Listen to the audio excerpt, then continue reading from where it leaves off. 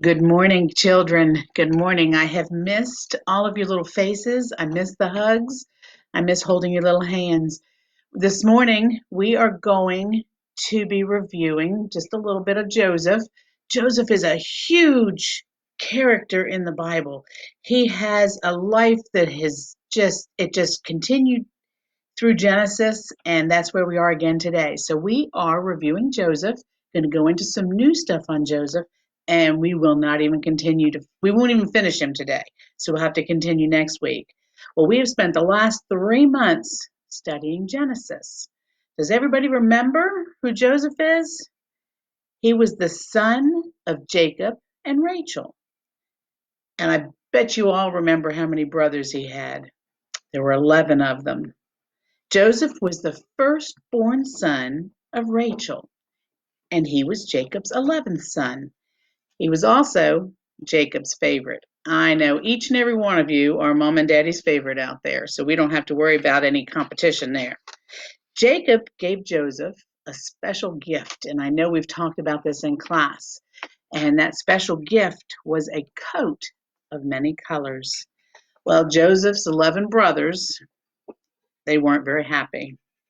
They were actually very angry with Joseph, especially after Joseph came to him and said, "Hey guys, I had a couple of dreams last night. One of the dreams showed you and I all going into the field, getting the wheat together, and then your wheat bundles bowed down to my wheat bundle. And the second dream showed the sun being the father, the moon being their mother, and 11 stars being all the brothers, and all the pieces bowed down to Joseph." Well, his brothers thought that he was trying to say he was so much better than they were, and these brothers were all older than him. Well, at this time, they were so angry, they actually began to plot to kill him. Imagine being so angry at their little brother that they wanted him dead.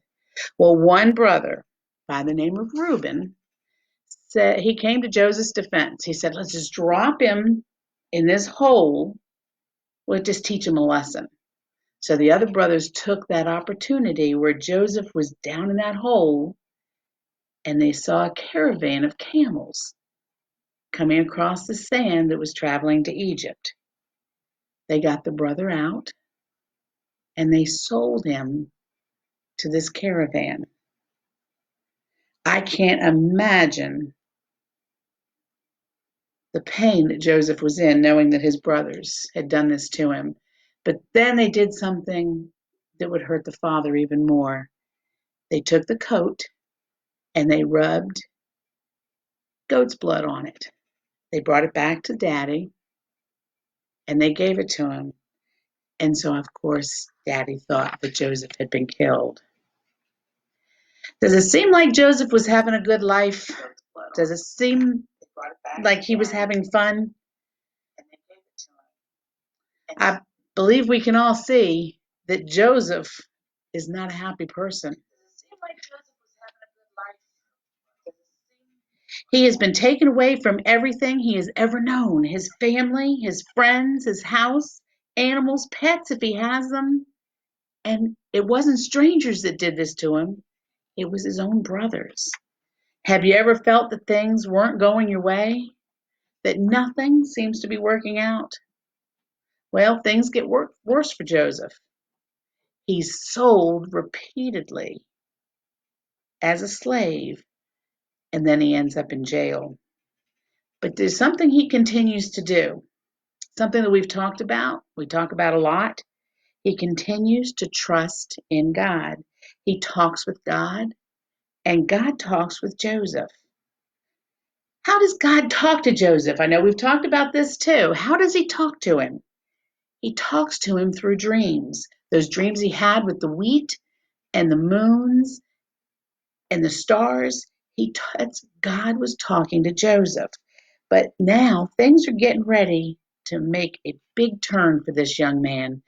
Not only does God talk to Joseph in his dreams, but he gives him the ability and the wonderful gift to know what the dreams mean. I've had dreams before, many, many dreams, and I know you dream, and I hope all your dreams are good dreams. But have you ever wanted to know what in the world did that mean? What in the world did that mean? Well, Joseph was able to also interpret dreams for others. And while he was in jail, and then again after he was released, well, the Pharaoh, who's the kind of the head guy in charge in Egypt, had a dream, and he told this dream to his advisors, and he wanted them to interpret it for him. What does this mean? And they couldn't do it. Then someone remembered, there's this guy sitting in jail, and he can interpret dreams. He knows what God is saying. He knows what these dreams are about. Well, the dream kind of went like this. There were 7 lean or very skinny cows, and they ate 7 very fat cows. The dream went on. There were 7 withered, dried up ears of grain, and they devoured 7 fat ears of grain. Well, Joseph told the Pharaoh that his dream meant that there would be 7 years of abundance where the crops are all growing, everything is gorgeous, lots of rain, everything is doing well, but that would be followed by 7 years of famine. Drought would come into the land. Land would stop producing. There would be no crops. With no crops, there's no grain. You have no grain, you can't make bread. You have no bread. Back then, bread was a huge thing in those countries because you could keep it where fresh vegetables and things wouldn't keep as long. Well, Joseph then advised the Pharaoh to begin storing up grain. Well, because he was able to interpret the dream for Pharaoh, Joseph became an officer in the Egyptian empire. You think about this. He's not Egyptian. He's not part of the household of Pharaoh, but he's made a very, very important officer in their empire. Because he knew God and trusted God through everything that he had been through, being down in that hole, being taken out and sold into slavery, to have someone to lie about him and send him to jail and to spend many years in jail. He never gave up trusting God. Well, in this job that he had in the Egyptian empire, he had the storehouses filled to capacity during the 7 years. To everything that came in, everything could be stored up. He had it done. And when the famine came, it was so severe, so bad, that people from surrounding nations came to Egypt to buy bread. Imagine having to get on your camel and travel down to Florida to pick up dinner, to buy your groceries, to get your bread.